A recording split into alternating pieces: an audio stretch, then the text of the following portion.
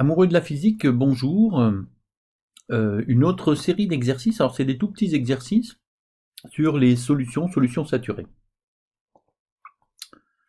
Voilà, premier exercice, on veut préparer 1,2 litre d'une solution très sucrée, qui soit proche de la saturation, pas saturée. À 25 degrés, la concentration donc maximale sera de 2000 grammes par litre. Et bien, quelle masse de sucre au maximum je peux dissoudre dans 1,2 litre en fait. Voilà. Donc, pour cette première question, eh bien, on me donne le volume de la solution, 1,2 litre. Je réécris toujours les données. Et on me donne la concentration maximale, le titre massique maximal, 2000 grammes. Et moi, je vais chercher quelle est la masse maximale que je peux dissoudre de sucre. Alors, la formule, c'est toujours la même. T, la concentration, là ici c'est maximal, ça me donne la masse maximale, alors bien sûr c'est du sucre, je vais mettre S, divisé par le volume de la solution. J'en déduis en fait la masse maximale de sucre, c'est-à-dire la concentration Tmax fois le volume de la solution, et je fais une application numérique, donc c'est-à-dire 2000 multiplié par 1,2, ce qui me fait 2400 grammes, c'est-à-dire 2,4 kg. Voilà, donc je peux dissoudre jusqu'à 2,4 kg de sucre dans 1,2 litre, avec 1,2 litre de solution. Et la question bien sûr qui m'est posée juste après, que se passe-t-il si on continue à verser du sucre? Eh bien si on continue à verser du sucre, si on continue à verser du sucre,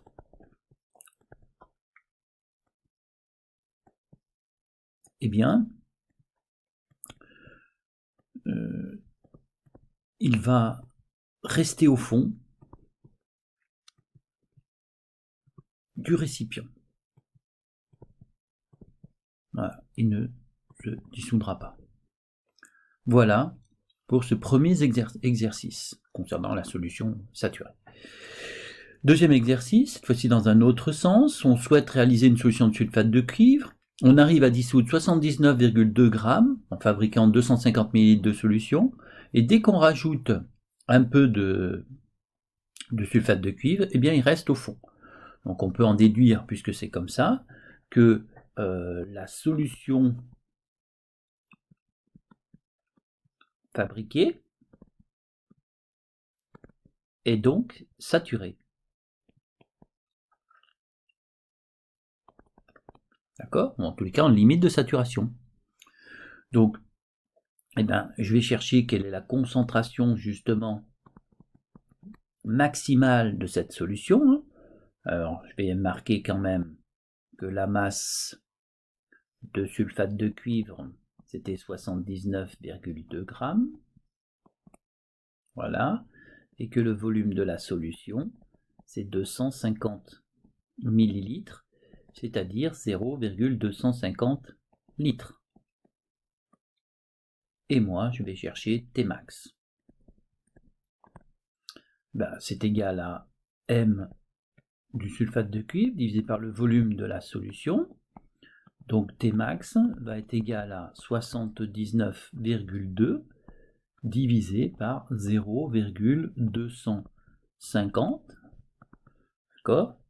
Et ceci me donne 317 grammes par litre. Ça veut dire que la concentration de solution saturée est de 317 grammes par litre. Voilà. Donc maintenant, on me demande est-ce qu'on peut fabriquer une solution de concentration 200 grammes par litre. Eh bien, 200 grammes par litre, c'est inférieur à 317 grammes par litre. D'accord? Donc ça, c'est la saturation. Donc si on est supérieur à cette masse-là, ça c'est la solubilité finalement. S.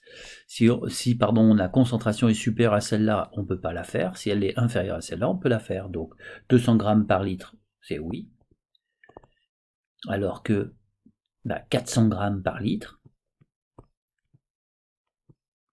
c'est supérieur à la valeur de saturation, donc là c'est non. Voilà pour ce petit exercice. Enfin, dernier exercice. Pour une préparation culinaire, un cuisinier dispose d'un volume de 500 ml d'une solution aqueuse d'eau sucrée avec du glucose, à une concentration, un titre massique de 5 g par litre. Le volume de la solution est réduit à 450 ml après chauffage et évaporation. Déterminer la concentration en masse T' de glucose de la solution obtenue. Voilà. Donc, je vais commencer par pareil. On me donne V égale 500 ml. Voilà ce que possède le cuisinier. 500 ml d'eau sucrée, donc ça fait 0,50 litres, 500 litres, pardon. Et la concentration est de 5 grammes par litre. Donc ce que je vais calculer, c'est la masse de sucre présente à l'intérieur. Donc T égale à M, je vais mettre S pour sucre, c'est du glucose, donc je vais mettre G, sur le volume V, qui est le volume de solution. J'en déduis la masse de glucose qui est présente dans ma solution, ça fait T fois V. Donc j'en déduis Mg égale T, c'est 5,0 g par litre, multiplié par 0,500, ce qui me fait un total de 2,5 g. Donc il y a 2,5 g, il y a 2,5 g de glucose dans la solution du cuisinier. D'accord ? Et qu'est-ce qu'il fait ce cuisinier ? Eh bien en fait, il chauffe. Donc il chauffe pour réduire jusqu'à un volume de 450 ml. Donc qu'est-ce qui se passe passer ? En fait, par chauffage,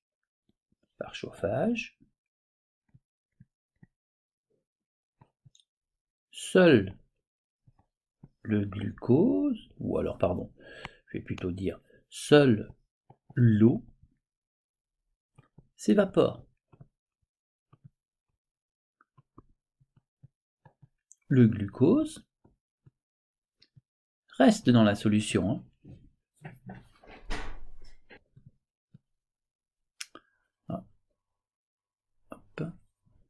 Reste dans la solution. Donc la masse de glucose reste constante.